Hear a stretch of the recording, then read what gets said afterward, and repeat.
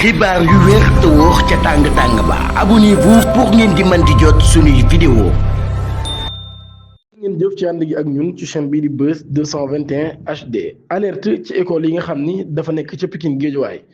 ministre de l'éducation daan nay dénoncer ab distribution d'argent boo xam ne kenn autorisé wu ko moom ministre de l'éducation nationale daan nay tirer la sonnette d'alarme ci ab communiqué bu mu génnee le 17 février 2026 loolu yi nag daal di wax ci ab état des faits jugés d'une extrême gravité ñu daal koy signaler ci académie bu Pikine Guédiawaye bu ñu sukkandikoo ci information yi nga xam ne nag daal nañ koy communiqué benn waay moom mi nag daal di wax ni kon ab milliardaire Koweïtien la maanaam kon ca Koweït la dëkk di milliardaire moom mii moo doon def visite ci ay établissement scolaire public ak privé yu bëree bëri waaye tamit ci ay daara pour nag di distribuer ay billets de banque yu toll ci 5000 francs CFA di ko jox ay élèves mu nekk nag ab initiative boo xam ni daan na koy def te amul benn autorisation administrative ni encadrement institutionnel ci situation yooyu nag daal di ay situation yu préoccupant le préfet de Guédiawaye daal nañ koy informer ci loolu yi ngir na mu daal amal mise en place de dispositifs de sécuritaire afin de localiser et interpeller l'individu maanaam ngir ñu localiser ki def mbir mi ba pare daal di koy teg loxo ci loolu yi nag daal mu daal di concerner kon ay services compétents yi nga xam ne kon ñoom ñi daan leen mobiliser ngir nag ñu daal di xam yan motivation réelle la waa ji am ak lan moo tax muy def li muy def loolu nag daal kon jamono ji ñu ngi amal ay enquêtes yu am solo ngir jàpp waa jooje ministre daal lay souligner ba tey nag sécurité élèves yi nag daal ak protection bu espace scolaire bi nee na loolu yi ab priorité absolue la ba tey nag daal ci loolu yi ay mesures conservatoires daal nañ koy jël yu strict ngir nag daal chef d'établissement public et privé yi nga xam ne daal responsable lañ ak ay daara ñu daal di jot ay instructions formelles de ne plus accorder audience à cette personne maanaam daal ngir kooki daal koy bañ a mayete benn audience ou toute autre personne menant des actions similaires sans autorisation officielle wala keneen kon ku mel ni moom wala ngay def lu mel ni li muy def te mu ci benn autorisation signaler immédiatement toute tentative de visite ou de distribution d'argent aux services de sécurité aux autorités administratives compétentes et à la hiérarchie éducative maanaam képp ku ñu gis kon muy def activité yu mel noonu nañ ko signaler moo xam muy séddale xaalis wala muy def yu nuroog yooyu nañ ko signaler ci kilifa yi ñu jëm ci wàllum administration bi ak tamit ñu jëm ci wàllum jàng mi ak jàngale mi ministre ba tey nag daal mi ngi fàttali ni intervention extérieure dans les établissements scolaires loo xam ne dañ ko encadré ci ab règlement boo xam ne nag daal règlement bu am solo la ci lañ ko encadré kon ba tey ci mbir moomee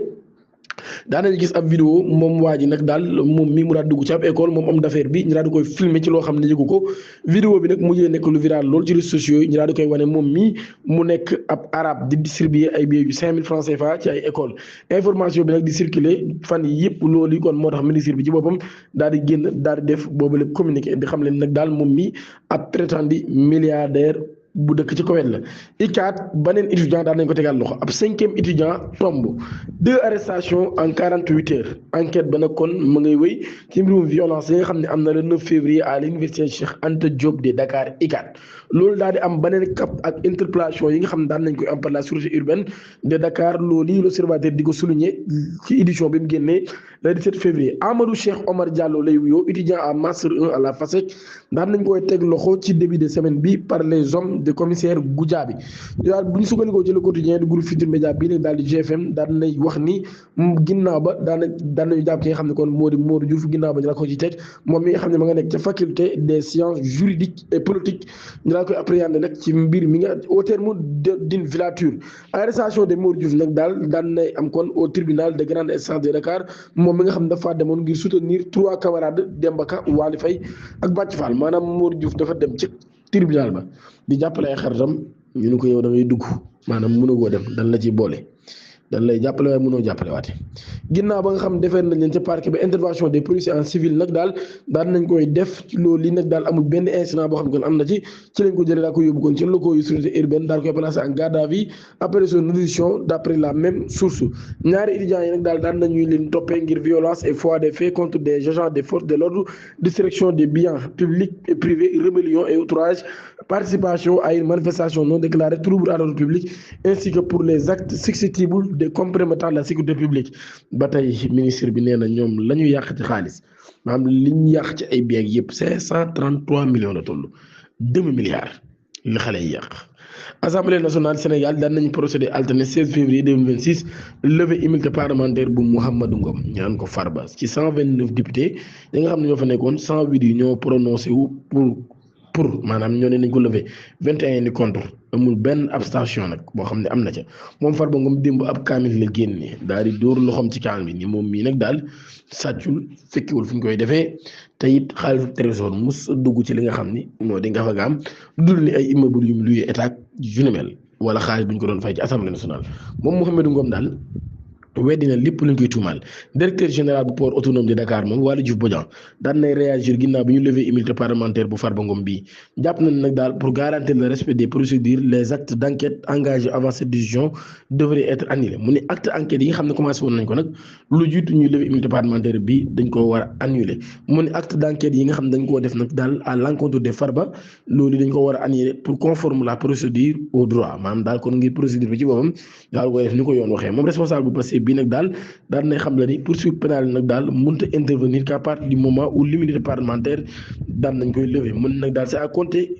compter de la levée de son immunité qu'il est accessible à des poursuites pénales maanaam kon mu ne moment bi nga xamee ni levé nañ immunité parlementaire am ci moment boobu képp nag daal lañ ko war a mën a toppee waaye nag lu jiitu loolee moom kenn mënut a topp ki nga xam ni moo def Farba Ngom loolu yi nag di yoo xam ni Waly Diouf Bodian ci boppam moom moo ko daal xam leen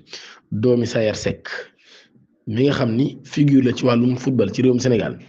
di Ibrahima Majib Seck moom mii day nekk président moom Sayer Seck mooy président de l'Institut Jambar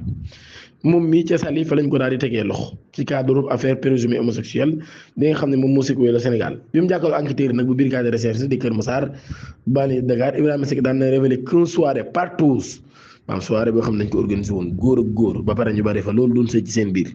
nee na loolu nag maanaam tout était permis maanaam lu neexoon waa ngay def organisé woon ko ca Mamel kër Pape Cheikh Diallo bu ñu sukkandikoo ci quotidien bii di Libération nee na kër Pape Cheikh Diallo ci boppam organisé woon nañ fa ab soirée boo xam ni partout la góor di sëy góor di sëy góor ca ginnaaw maanaam góor ñu bari dajaloo fi di sëyante seen biir. Exploitation des téléphones portables de mise en cause a permis aussi de recueillir des informations sur WhatsApp yu confirmer que ne ay rencontres homosexuelles ak une nouvelle vague d'arrestation est attendue maanaam ay rencontres homosexuelles loolu na am kon ñu xaar beneen nouvelle vague boo xam ne ay arrestation la yu war a am ci guddik lundi 16 février gendarme daan na annoncé que ni 4 prévenus ci yu bokk ci dossier boobu daan na leen di jëlee ca prison de bi ñu leen xoolee nag ñoom ñi ñëpp dañoo am feebar bi di VIH sida muy ñeent ñi mujj a jàpp ñëpp sida Ibrahima Majib Seck ci ñeent ñi mujj a jàpp la bokk ak tubaab ak yeneen maam ñoom ñëpp am feebar bi nga xam ni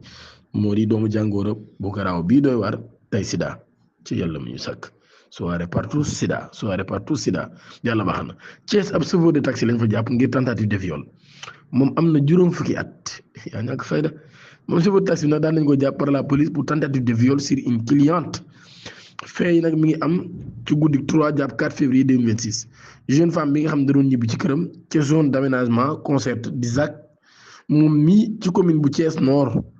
dafa nekk koo xam ne kon malchance la am maanaam daal moom mii ku ñàkk chance la daal tombé ci ab taximan bu caga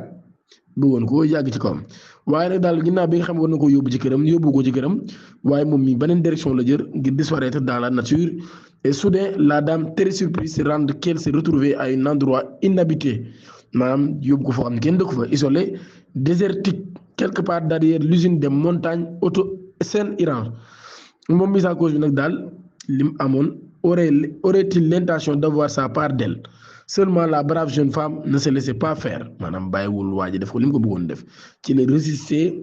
maanaam jàppanteeg waa ji ba waa ji nag daal mujjul àgg ci kawam waa ji moom daanu képp la gisoon ci yàlla. te Thiès benn soxna moo fa yóbbu borom këram ci yoon ngir ay violence ak menace avec arme bee Camara lay wuyoo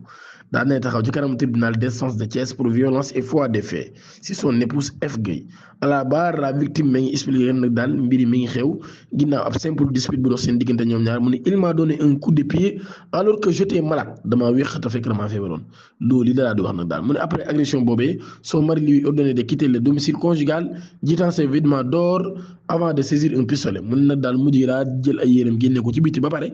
ni ko nag génn kër gi ba pare daal di jël pistolet nag ci yàlla mu ñu sàkk abonné leen ngeen activé cloche notification bi aimé vidéo bi ba ëllëg ci heure bi incha allah jërë ngeen jëf Ousmane Sonko ak Mame Mbaye Niang Cheikh Diba Yacine Fall détail plainte ba nga xam ne Mame Mbaye Niang def na ko yàlla baax na nañ ko yemale foofu ba ci kanam